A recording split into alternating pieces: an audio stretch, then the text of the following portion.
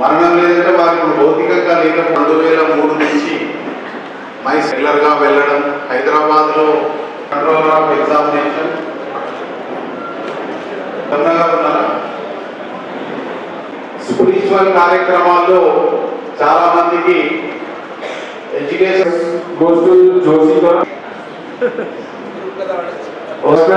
Akshita Yadav, Sarika and Navya.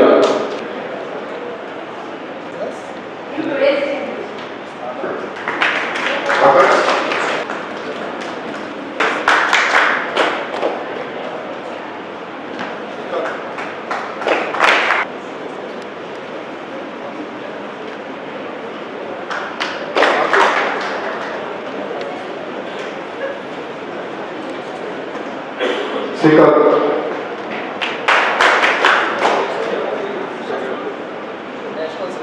Shripad,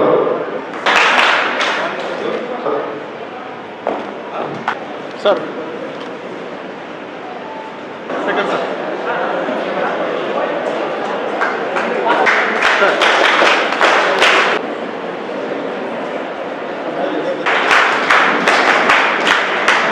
books ఉన్నాయని వాళ్ళ పిల్లలని intention first. Next first prize Akshitha Yadav, Sarika and Navya.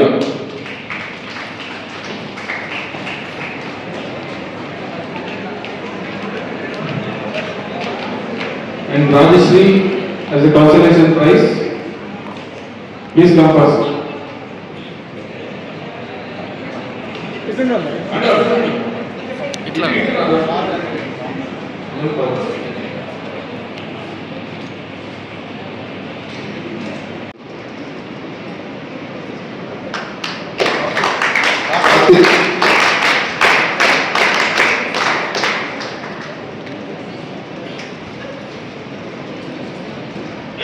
Srikanth, Ravi, okay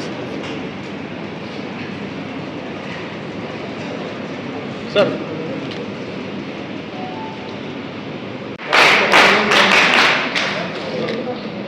Sweta, Vivan Sweta, sir, best candidate.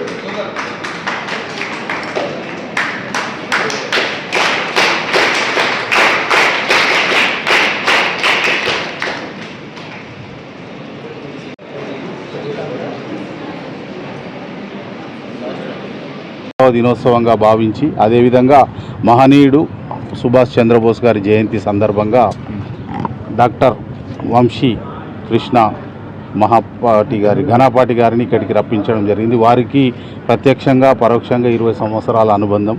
మేము గణపతి సచ్చిదానంద స్వామి ఆశ్రమానికి every year ఉగాదికి వెళ్ళడం, మైసూరుకు వెళ్ళినప్పుడు వెళ్ళడం, అక్కడ వారు విద్యా విభాగానికి సంబంధించి ముఖ్యంగా వేదము, అదేవిధంగా ఆధ్యాత్మికము ప్లస్ ఈ టెక్నాలజీ రెండు, ఈ ఆర్టిఫిషియల్ ఇంటెలిజెన్సు మరియు వేదాన్ని కలిపి వారు ఎన్నో ప్రయోగాలు చేస్తున్నారు. విద్యార్థులకు కూడా రాబోయే రోజుల్లో అత్యాధునికత ఎంత అవసరమో అదేవిధంగా ఆధ్యాత్మికత కూడా అంతే అవసరమని 2 విషయాలు తెలియజేయడానికి వారిని కోరిన వెంబడే ఈరోజు ఈ కళాశాల ప్రాంగణానికి వచ్చి ఈ ప్రోగ్రాములో విద్యార్థులను ఉద్దేశించి ఆశీర్వాదం చేయడం జరిగింది. కాబట్టి మరొకసారి రాబోయే రోజుల్లో ఈ సమాజానికి పనికొచ్చేది, ఈ మన సంస్కృతిని కాపాడుకునేది, అదేవిధంగా టెక్నాలజీలను ఉపయోగిస్తూ స్వామివారి ఆశీస్సుతో, గణపతి సచ్చిదానంద స్వామి ఆశీస్సులతో, అదేవిధంగా శ్రీ వంశీకృష్ణ స్వామి గారి యొక్క సహకారంతో రాబోయే రోజుల్లో విద్యార్థులకు ఉజ్వల భవిష్యత్తును అందించడానికి ప్రయత్నం చేయబోతున్నాం. దానికి స్వామీజీ ఆశీర్వాదం, మీ అందరి సహకారం కావాలని కోరుతున్నాం.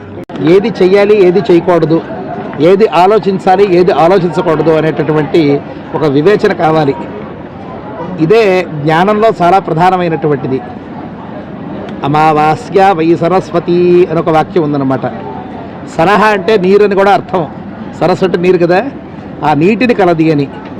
నీటికి అలాగే జ్ఞానానికి ఒక సంబంధం ఉందని కూడా మనకి వేదం చెబుతోందన్నమాట. సరస్వతి శబ్దానికి చాలా చోట్ల నది అనేటటువంటి అర్థంలో ఋగ్వేదంలో చాలా చోట్ల వచ్చిందనమాట. సప్తస్పశ అంటే 7 రకాలైనటువంటి ఒక పాయలు కలిగినటువంటిది అని అర్థం అన్నమాట.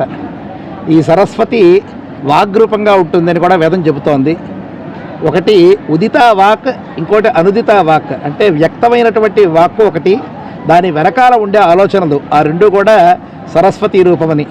కాబట్టి ఈ సందర్భంగా ఈ జయప్రకాష్ కాలేజ్ ఆఫ్ ఇంజనీరింగ్లో మనం విద్యార్థులందరికీ కూడా చెప్పేటటువంటిది ఏమిటంటే, మన నోటంబట వ్యక్తమయ్యేటటువంటి వాక్కు ఎప్పుడు కూడా సత్యపూర్ణంగా ఉండాలి.